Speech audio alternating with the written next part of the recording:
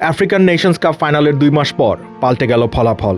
মরক্কোকে নতুন চ্যাম্পিয়ন ঘোষণা করেছে confederation of African football CAF।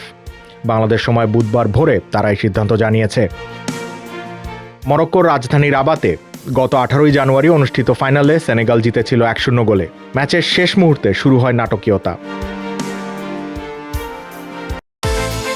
বিকাশ পেমেন্টে 10,000 টাকার বেশি অফার। শপিং চলছে তো।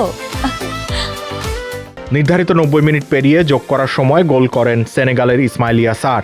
তবে এর আগে বাজে ফাউলের বাঁশি বাতিল করা হয় গোল। খানিক পর যা বিতর্কের বড় কারণ হয়ে দাঁড়ায়। যোগ করার সময়ের 3 মিনিট বাকি থাকতে কর্নার পায় মরক্কো। তার আগে ফাউলের শিকার হন মরক্কোর ফরওয়ার্ড দিয়াস। VAR এর সাহায্য নিয়ে পেনাল্টির সিদ্ধান্ত দেন রেফারি। এর প্রতিবাদেই মাঠ ছাড়েন সেনেগালের খেলোয়াড়রা। 17 মিনিট অপেক্ষার পর তারা মাঠে ফিরে আসেন। ম্যাচ শুরুর পর পেনাল্টি থেকে ব্যর্থ হন দিয়াস। পরে 94তম মিনিটে সেনেগালের হয়ে জয়সূচক গোল করেন পাপা গেই। বিতর্কিত ওই ম্যাচের পর অ্যাপিল করেছিল মরক্কোর ফুটবল অ্যাসোসিয়েশন। সেই অ্যাপিলের ফলই এখন তাদের পক্ষে গেল।